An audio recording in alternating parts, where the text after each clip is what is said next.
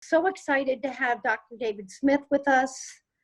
He's an amazing guy, and not just because he's an LD alumni, we just think he's pretty amazing for all the kinds of different work and the way he partners with community and everything. Before we get going with Dr. Smith talking about EVSC and what they're attempting to do in the midst of reopening and COVID, I want to set a few suggestions. One, as always, when we're gathering with LE, believe in good intent. This is a time of, especially now with some added stress on top of this, our cities are experiencing. Let's really give each other a lot of grace and believe in good intent, and believe that if we're here, that we may be speaking a little different and have a little different inflection in our voices, but we're all here to see what we can do to serve and help one another and make our community better, and particularly our children. Also, was, I guess, Zoom etiquette, I'm going to call it. In Zoom, if you're not talking, be on mute so the outside noises don't cause any kind of disturbances or issues. So David's going to talk. Feel free to put things on chat, questions, anything like that. We're going to go through a little bit of that 6 ways of thinking, so that we'll have an opportunity to discover information in different areas of thinking. And we'll do that after David spoke. And but I want this to be a wonderful conversation. There may be questions or information that you're looking for that we don't have yet. There's a lot of things in flux. So know if there's a question that that Dr. Smith decides not to address right now, that may in fact be something that they're working on but he doesn't have a clear answer for yet. And as we get these answers, we will send them out to you because we save everything. Does that make sense? Anyway, we're so thrilled you're here. We are, of course, going to put this out on our social media so that other people can see what we're doing and the good information that we're getting. One other reminder is, you know, in cities and in towns and in families and in communities, a lot of times when we're talking, we can sometimes have misinformation. I don't think people mean to do that, but sometimes we have misinformation. So one of the great things that we get to experience right now with Dr. Smith with us is good information coming right from EVSC. So I would encourage us to be the conduits of passing good information and help, and not be in the habit of passing information that's not confirmed or maybe isn't true. Make sure you know what you're saying before you say it. I just have told my kids that and other people. I think good information is so important in what we're doing right now, and being positive and being servant leaders. So I've known Dr. Smith for quite some time. I know him to be a dedicated servant leader. He's a man of integrity. He works very, very hard to make great choices for our kids, for our families of those kids, and for the whole community. So David, if you would be ready to go, we're ready to listen to you. You bet. Well, thanks for the opportunity. And I'll say up front that I have a phenomenal team, and several people of that team are on the screen. So they'll keep me on the straight and narrow here. So I appreciate that. And I think I'm going to try to share my screen, and let's see if that actually is going to work. Can people see the PowerPoint? Yes. All Yes, right, success. Very good. So just kind of an update of what we've been through and the thought processes that led us to several decisions, and then how we're thinking about the future and specifically reopening. So, and then Lynn, we're going to do questions at the end. Is that what I heard? Okay. All right, very good. So I think whenever there is any challenging situation, you'll see people sometimes flee from their core beliefs, and then others, I think, will adhere to them. And I hope that we were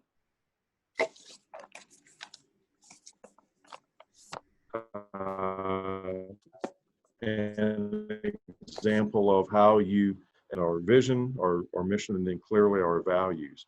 And then during the pandemic, during that time, or this time, we have also continued to ask ourselves, how do we emerge stronger than before? Because this will end at some point in time. And I want to make certain that we don't pick up where we left off, but we are in a stronger position. And we've learned a great deal during this time. We've learned some things that didn't go very well, and we've learned that we've had some community successes. So I'm grateful for those successes. I'm also grateful for the opportunities to improve. And I do think that we have built a continuously improving organization.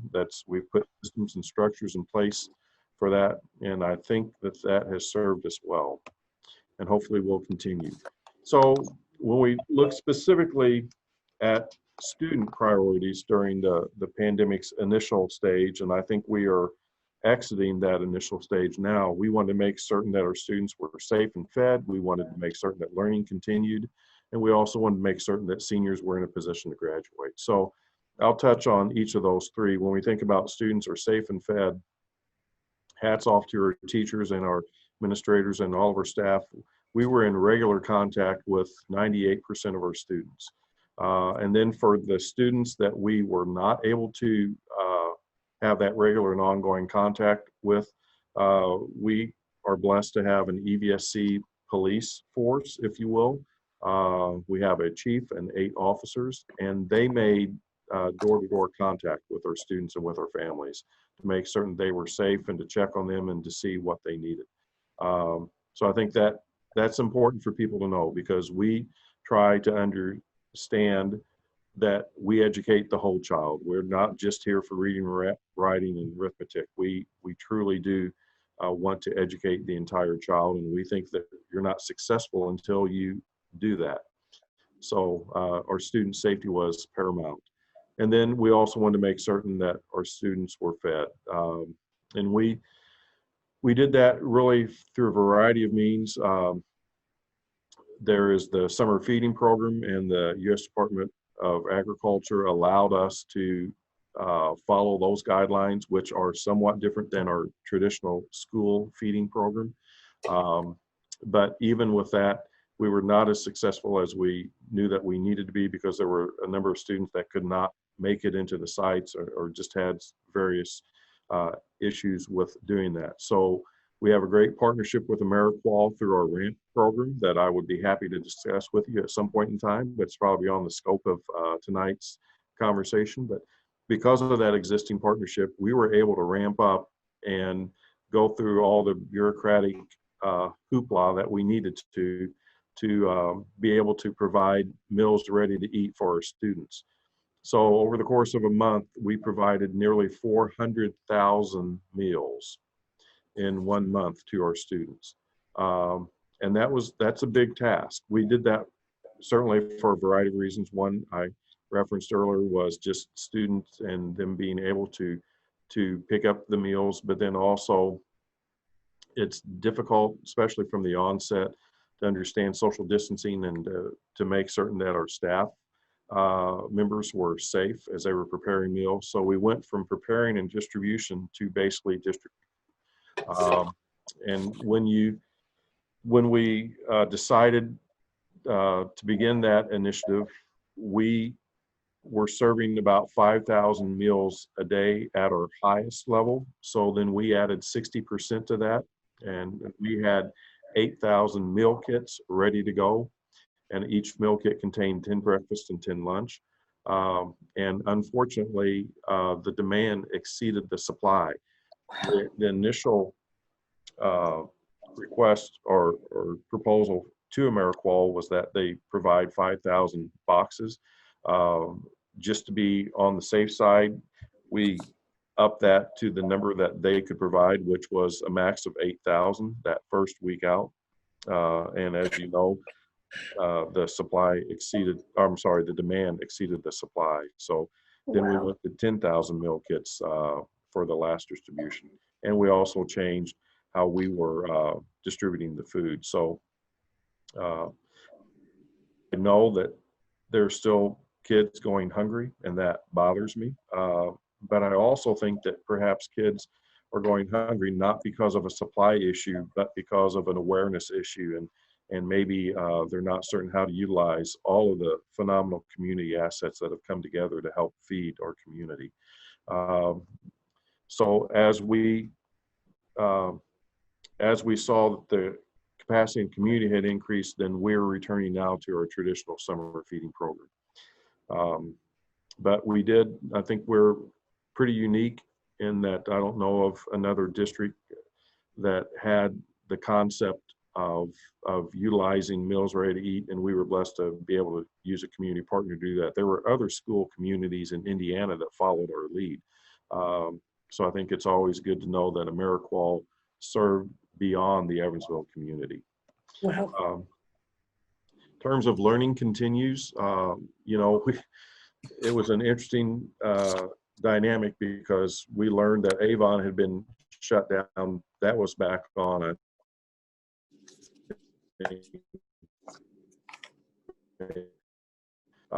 and they were told by the health department that you're closed for the foreseeable future on Monday morning. So we had a few days to plan for this. I talked to Dr. Spear from the health department on Thursday and said he was going to declare a state of emergency, and I appreciated the phone call. We actually had one day then to really send about 23,000 kids home and 3,400 employees, and to send them home prepared for closure of an unknown duration at that point in time. We were blessed to have the one-to-one initiative. That means every student has a device that they can take home with them through grades 6 through 12, and that not every 6th grade, 7th and 8th grade student was in a school that had that, but certainly our high schools had that for more than a decade, and we had put that out actually grades 3 through 8, although many of those students did not take them home. But because of that, because of the devices that parents have at home, and because of the connectivity, we had pretty wide coverage, so we could go to our virtual platforms with relative success. But it's still fraught with some issues, but I'll address that in a minute. We also then had packets that we provided to our students. In the second iteration of packets, we also provided PDFs for parents so that they could then print those packets out at home, because what we learned when we had used the virtual platform before, it was during inclement weather. Well, during inclement weather, you still had Starbucks open and McDonald's open and the public library open, and you didn't have everybody sheltered in place. So during the pandemic, when you have businesses closed and then they close their internet access also, we had a number of our students that had the device at home but didn't have internet at home. Mm-hmm. So there were still some connectivity issues. And then those that did have internet at home had issues with bandwidth because there was a lot more demand placed upon homeowners' internet than they had before. When you have a couple kids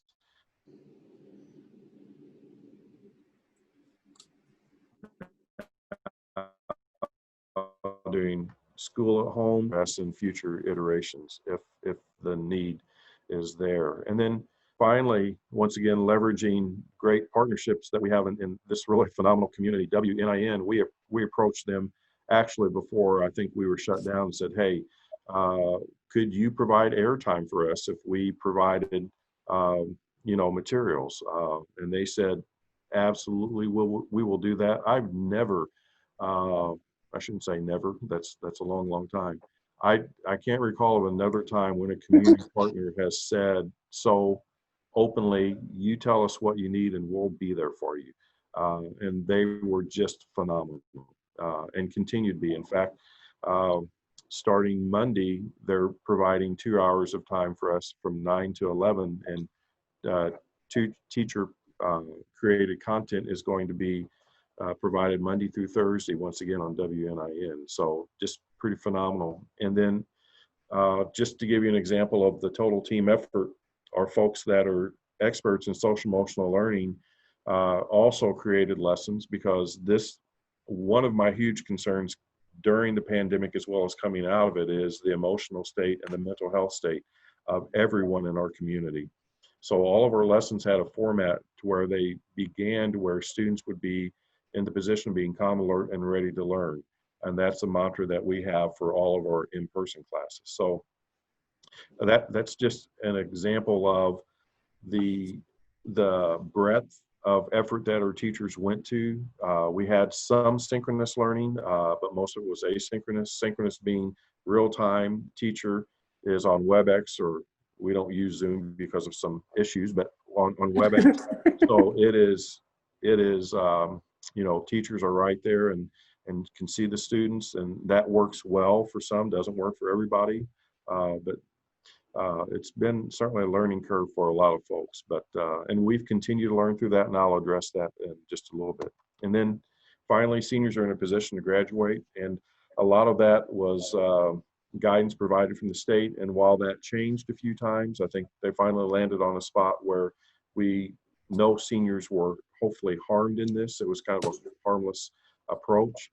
And I really feel for seniors, because so many things everybody looks forward to is those capstone events during the senior year, and unfortunately many of those were taken from them. So I think it's pretty well known that we went to a lot of lengths to still try to provide an in-person graduation for our high school seniors. So 2 nights, if the good Lord's willing, and we can keep COVID-19 at bay somewhat, we will have in-person graduations on July the 9th and July the 16th to honor our seniors.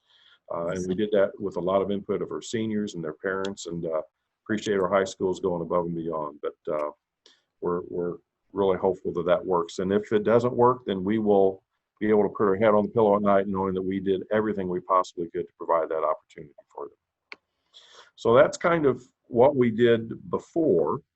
And this is what we are, this is the opportunity that's ahead of us now when we are thinking about reopening. Clearly, we have to follow state and local guidance, and we're also planning for any scenario. So I put that, it really now has, we've been doing this now for a long opening. We've really distilled it into 3 main buckets, understanding that each of the buckets requires some variation in application. What I mean by that is, okay, in bucket A, if you will, you'll see those coming up, that HR may have some considerations in bucket A that are different for B and different for C. Or what does food service look like in the different buckets? What does transportation look like? What does schedules look like? Those kind of things, cleaning, all of the things that when we think about an application, if you will, that has some variation. But then consistency with protocols, that's different in terms of what are the sanitation requirements going to be? What are we going to do for the health checks every day and ongoing? What are those things that will have no variation because they are, there's going to be no tolerance. I mean, this is the standard that we expect to maintain. So that's really what we are doing in terms of opening schools. And as a precursor to that, and as some of the before Zoom meeting was taking place, I mentioned that actually I'm still working from home maybe half the time. Most of the central office folks are spending the vast majority of their time working from home because Governor Holcomb did close schools, school buildings, school facilities, school grounds, everything school related was closed through June the 30th, and only those essential functions are allowed to take place in our schools. So because of that, I've set a target date of go or no go for reopening central office for June the 15th. So we're working now. We have now signage up. We've established the protocols and everything in terms of traffic flow and health checks when you come in, how we're going to handle visitors, how we're going to work in our stations, social distancing, all those things. We're working out now to reopen central office as a precursor to what does it look like when we open schools. We're also learning from businesses as they reopen. And then we are not going to reopen central office before we reopen our We Care, which is our infant and toddler program. So we'll also have that school-based experience. So this will just build upon us so that when we do reopen schools, we will reopen schools not as a first-time experience, but we will reopen schools based upon our experiences that we have gleaned from opening up We Care for 52-week employees, as well as our central office, as well as all of the research that we're reading from entities that have opened before, basically countries in Europe and Asia that have opened up, and how have we been able to learn from them. So as I said, planning for any scenario really distilled into three buckets. The three buckets are the brick and mortar, and then the hybrid, and then virtual. So when we think about brick and mortar, basically students will return to school buildings, but the difference and the distinction there will be how will social distancing impact our return? How will the cleaning schedules be impacted? How will we transport students? Because, you know, our buses and just about everything in schools are built to congregate, not to separate. So now that tends to work against us. So when we think about transportation and buses, while a bus may be able to transport 71 students, typically, now they may only be able to transport anywhere from 13 to 18. So what does that look like? And then minimal schedule modifications. We may utilize spaces differently in our brick and mortar structures than usual. What do we do with big open spaces where we can put into place social distancing practices? It's interesting in that our large spaces like auditoriums have HVAC capacity to where we can exchange air twice as often as we do in other spaces. So I think that really does help. And we have a Primal 2, I think is what it's called, system is installed in some of our schools, and we're doing the research now to see if that is effective for COVID-19 and how that can actually cleanse the air. So lots of things going on when we have brick and mortar considerations. And once again, we'll have to follow the guidance from state and local officials. But there are so many things that we could talk about within social distancing or within cleaning or transportation or within each of those subcategories of the bucket of brick and mortar.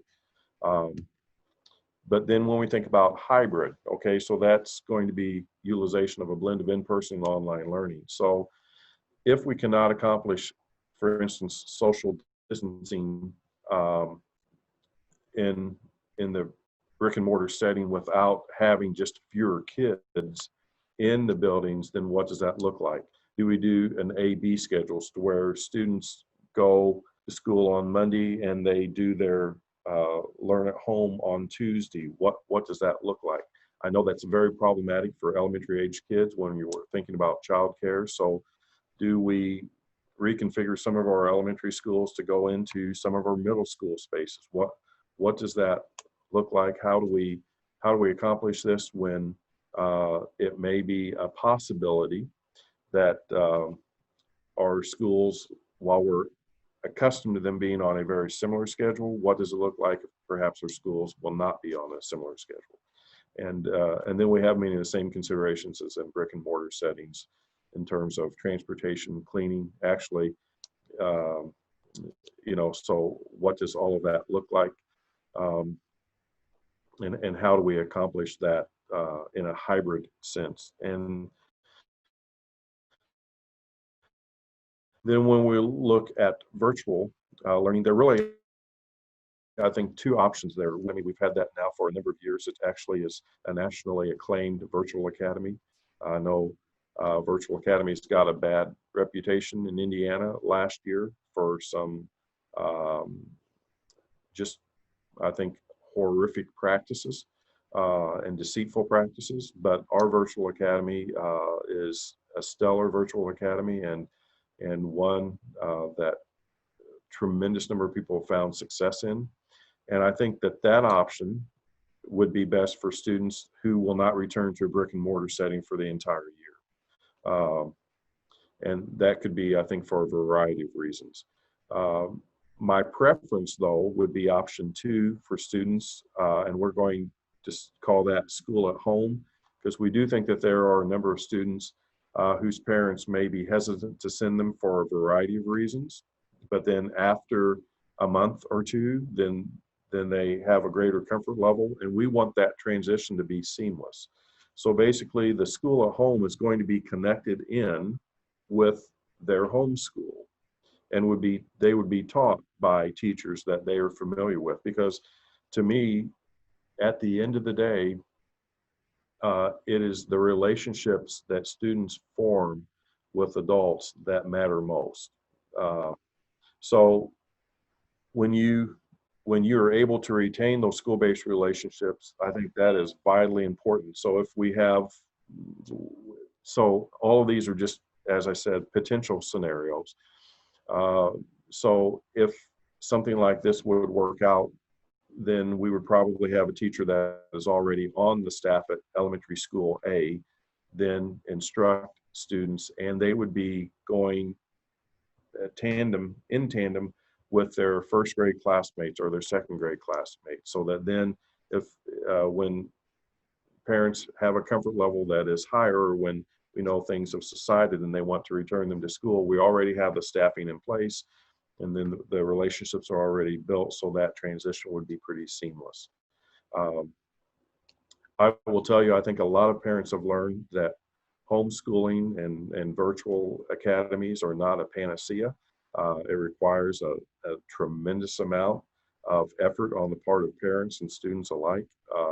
And I am an unabashed proponent of public education and everything that provides for development of the citizenry that we need to have moving forward in our nation. So I'm never going to apologize for being a proponent of public education. But hopefully you see from these three potential buckets, and we from the ideation phase that lasted, well, I would suggest maybe it's still going on, at least 4 to 5 weeks, everything was starting to filter into these three big buckets. And then how do we apply certain systems to that with some variability, and being very tight on the protocols in terms of health and sanitation and social distancing that people should expect. So that really is it in a nutshell. As I said before, can talk about a lot of things. At the end of the day, it comes back to our core beliefs. It comes back to making certain that our students are well, you can see our value. Student comes first. We have to be very intentional. We've got the responsibility. How do we collaborate with the community partners? And I know that the success that we've experienced is because of having just great people. So there are some other considerations that may prompt some thinking in you, but it's no secret that the state of Indiana has lost $4 billion during the pandemic to date. So that will have an impact on funding. So we'll see how all that shakes out, because our expenses are going to increase just because of the safety measures that we have to put in place. And when you think about transportation, even if labor costs don't go up, but we have to transport, we have to take we transport about 15 to 17,000 students a day. So if we can only transport half of that at a time, and we have to add more routes, just the fuel cost alone will double, and that in and of itself is a tremendous expense. So we have to brace for increased expenditures while we were also looking at a lower revenue. And I want to be very intentional about how we continue to craft our budget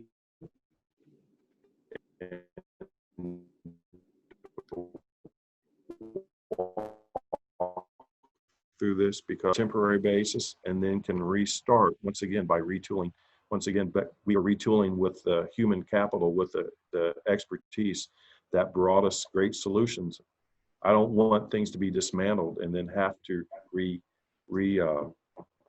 rebuild later. I just want to be able to restart when this is over from a financial perspective.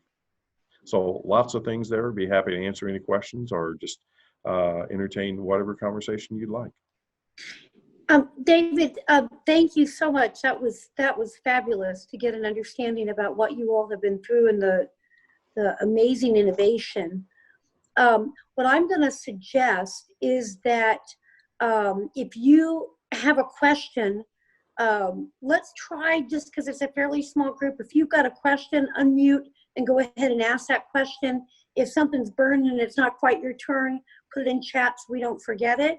But let's see what we can do like this. And as I told you before, if it's something beyond what David can answer immediately because it hasn't yet been decided, know that it may be something we need to get back to you on. So does anybody have a specific question? And if you do, remember to unmute.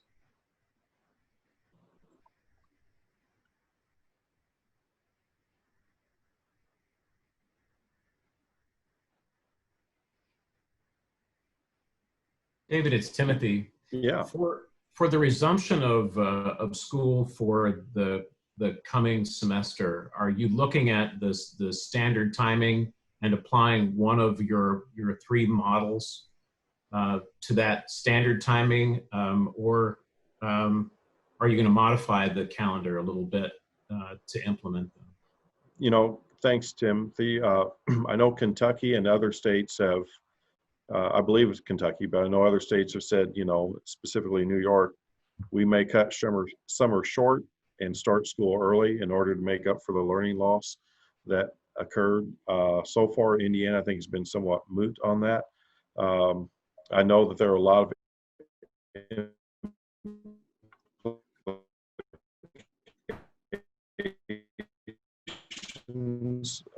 if you want to start guidance from the state officials, and they may leave that to the discretion of local authorities, which I would hope that they would do. We're pretty fortunate in that as the country and as the state reopens, I think people will gain a comfort level that will benefit us when school opens up in August. I am fairly certain that there's a high degree of probability that we will be closed again for 2 weeks, for 4 weeks, or for what have you. If the earlier estimates are going to be accurate, but I'll also tell you that we are much better prepared because we're going to have 5 months to prepare for that, and that's what we've been working on for 5 months as opposed to 4 days. So we're getting ready to order another 1,500 iPads. So we will have, all of our students will have devices that they'll be able to take home. And we also are investigating internet that amplifies, you can hang it up outside and it will amplify your internet signal outside. So we have directors of school support, one of whom is on this call, Kelsey Wright. She does a phenomenal job for us. And they have worked, hello, Kelsey, I just saw you at North High School. But they've worked really well with our principals to determine what students don't have access to internet. We've then taken that in to our IT and our transportation department and our logistics people. And we now have plotted where there are gaps in our wireless service, either because they don't have the service or because it doesn't reach their area. So we will have those gaps filled by August if we can get the devices. That could be an issue, but so we're prepared for whatever. I anticipate, Timothy, starting when we were scheduled to start. I'm just not certain what that start will look like. David, is there any consideration to whether or not staff and the kids will be required or asked to consider wearing masks? Yes, we have processed that. We've not come to a final conclusion yet because we'll still, technically the guidance, I think, for when we return to somewhat normal in July, I think that then, well, I won't put my spin on it. I'll just say we haven't decided. Here are some considerations though. When we think about kiddos, and just kindergarten, first, second, third grade, we have staff members that have young kids, and they've tried. In fact, Kelsey, I think, did that with one of your kiddos, and you got what, 8 minutes out of it? Was it? Yeah. I'm sorry, kiddo, you're muted there. So, still can't hear you, Kelsey. But you're unmuted. Wow. Okay. Anyway, if you want to put it in chat, that'd be great. So that's an issue. We also, in developing relationships and with younger kiddos coming in, to have your adult that you look up to to have their face covered and not be able to read facial expressions is problematic, because once again, our kids are social beings, and I'm very concerned about their mental and emotions for them. We're going to, if I was to give you an answer right now, we're going to strongly encourage the wearing of masks on both parties' parts, because it's not that you do that just to protect yourself, you protect others. So that's just part of the health and wellness guarantee that we want to provide, in addition to making certain that students come to school healthy and our staff come to school healthy. It's interesting that the conversation about gloves, that's not that much of a deterrent or a protector. And the most recent research that I'm reading is that it really doesn't you don't really get it from hard surfaces like they initially thought that you did, that it's all through the moisture and through the droplets. So that doesn't necessarily change our cleaning regimen, because I still think that we need to do that. But the biggest two factors, I think, that are the strongest opportunities to stem the spread of this: social distancing, and then probably a mask at this point in time. So Kelsey got up to 2 minutes with an almost 3-year-old, and 10 minutes, all right, with your 5-year-old. Yeah, after multiple attempts across days. So it's very unlikely, I think, for kids to come in to school and to be able to wear a mask for the entire time. Thank you, David. Do you anticipate working the musical programs during the school year? I'll tell you that I know that was sent privately to me, Kim, but I also want to address that, because I think as I am trying to explain to people, next year is going to be unlike anything we've ever seen before. So it's going to take an all hands on deck mentality. So that means that some of our related arts teachers may assist with English for a portion of their day. It's just going to be very different. Once again, I want to do everything that I can to retain people, so that when we return to normal, we flip a switch. Awesome.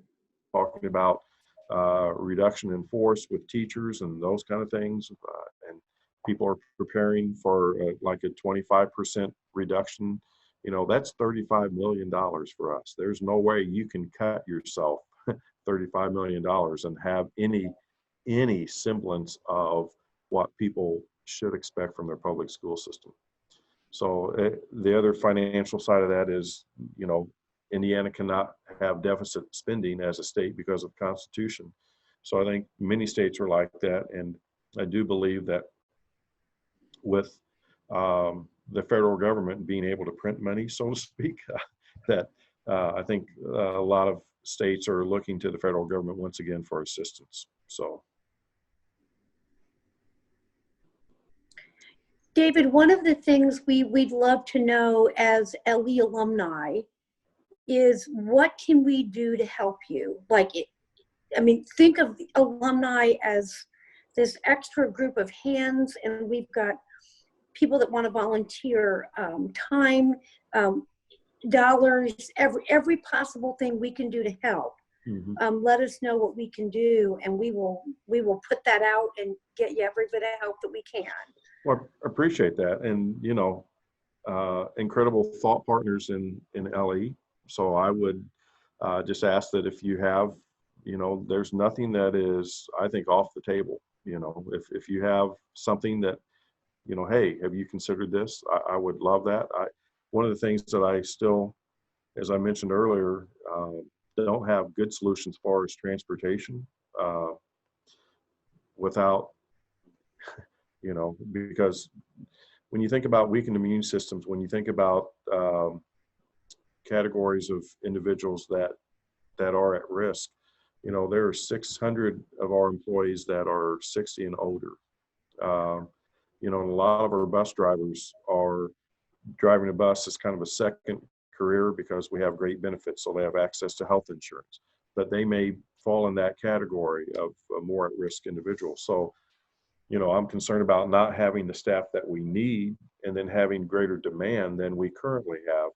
So we're also processing, what does it look like if we start one high school attendance district at this time and another high school attendance district 30 minutes later, another high school, so we can utilize the same staff, and we can also then just flood an area with our buses, maintain social distancing, and then go on to the next. But that could probably be very, very expensive. But I don't have a more cost-effective solution. At some point in time, I'll entertain a conversation with the mayor to see if there's something that our Met system can help us with. And then even if we go into, there are a number of churches that have church vans, what would that look like? But then there are other dynamics that surface with that also. So, Yeah. And, but any idea is a good idea. And I appreciate Kim's pointing out Philharmonic's an incredible asset to her community. I will also tell you that we have spent the last 10 years rebuilding our music programs to where they are some of the finest in this region and beyond. And I will fight tooth and nail before we just look like if we all share in this temporary event that we have. Once again, I want to be able to emerge with the same people that we have. So how do we navigate this and come out stronger than we were before? So.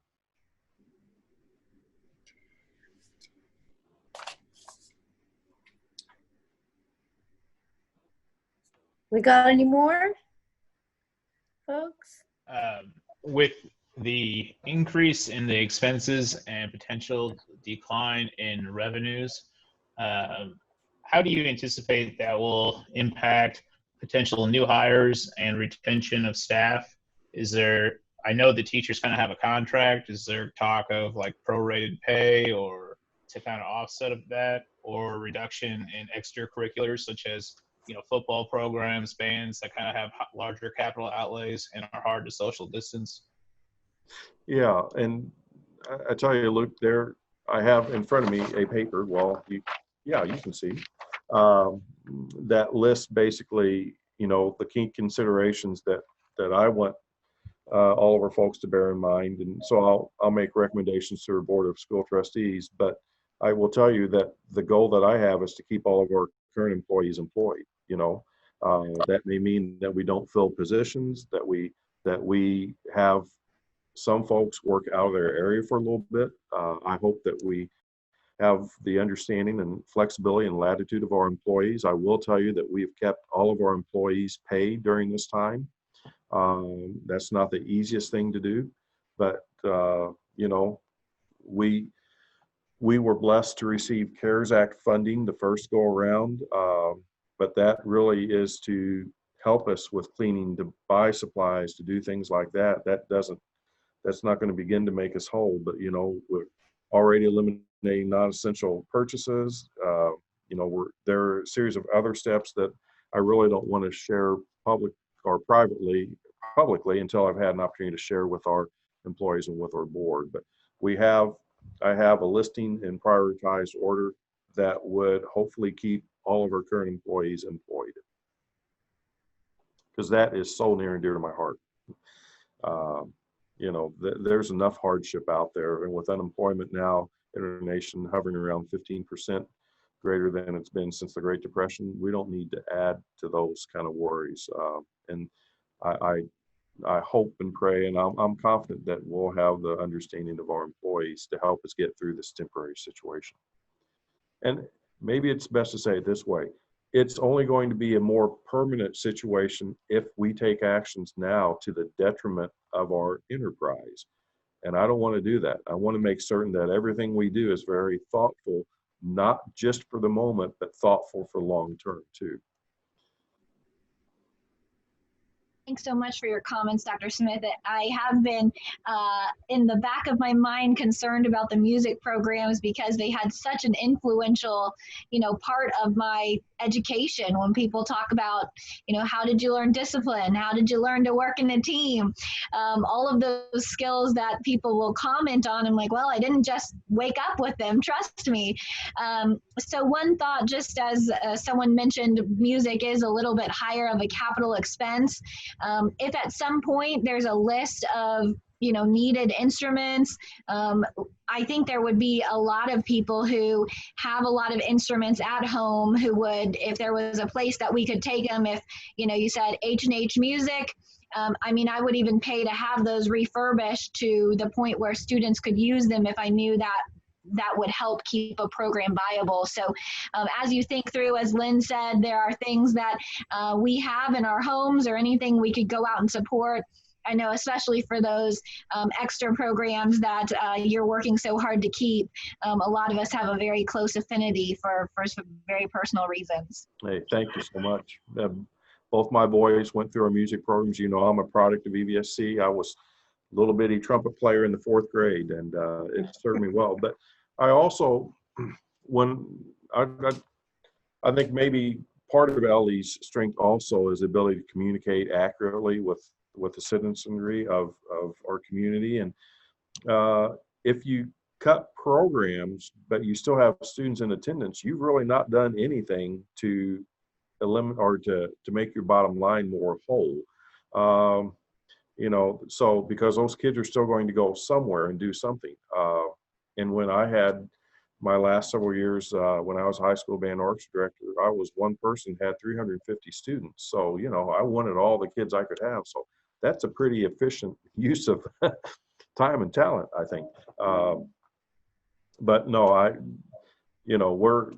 think we'll be in strong shape as long as we go about things wisely. We'll probably need some help either from the federal government or state. I think everybody is going to need some help at this point in time. But the mantra that I have is keep all of our current employees employed. So what does it take to do that? Especially when 93% of our budget is tied up in people. Difficult to have a 10% cut when 93% of your budget's in people. Yeah. That's awesome. I think we've got time for one more question.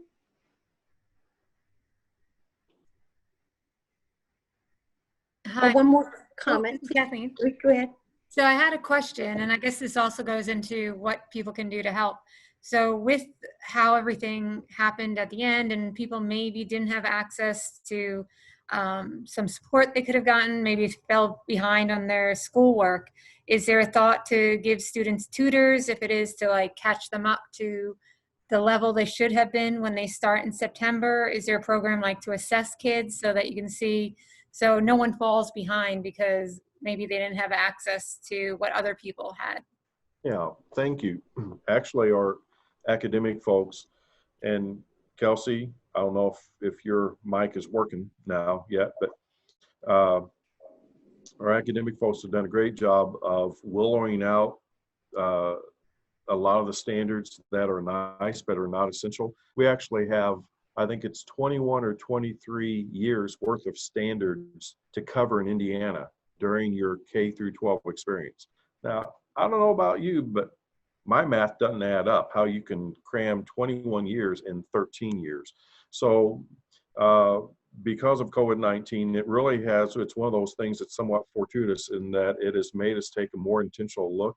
And we've been doing this all along, but we still, I think, are getting back to what is enduring and essential in terms of those standards that every student has to have. We have so much data on our students. We are data rich. So we have a very good idea of where every student stands, and we can quickly assess them when they return.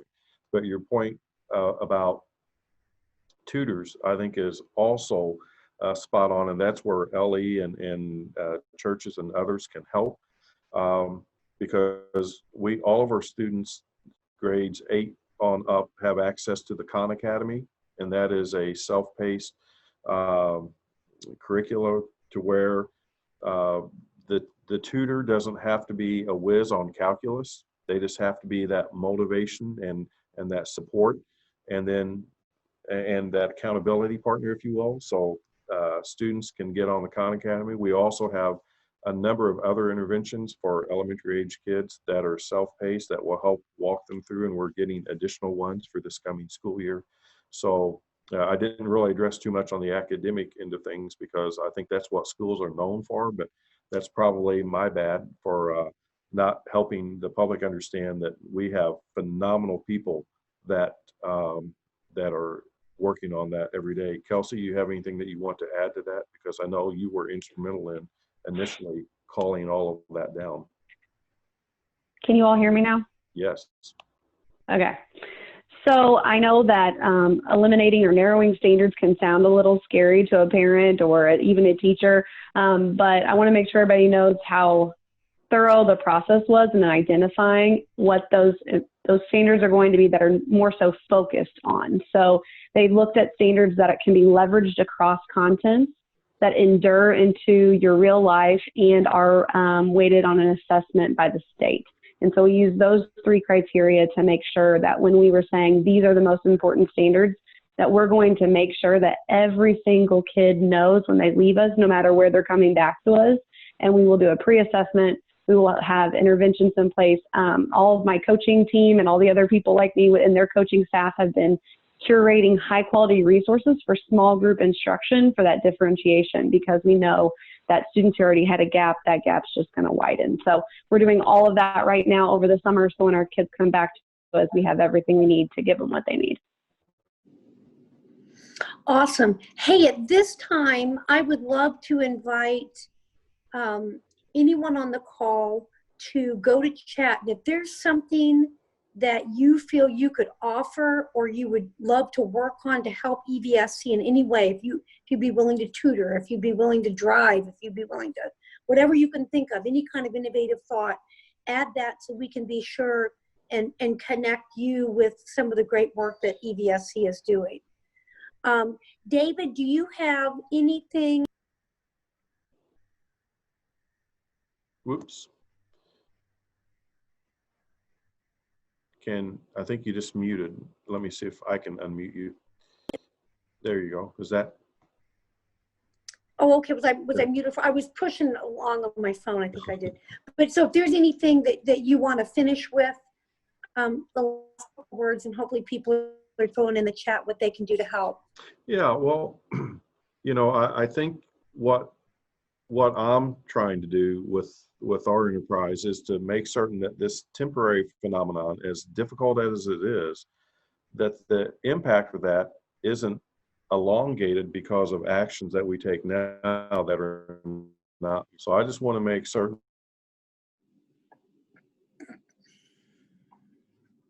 that as we continue to move through the process, that we always think we take, we're very thoughtful and intentional about the actions that we take, not just for the short term, but thinking about that long-term impact.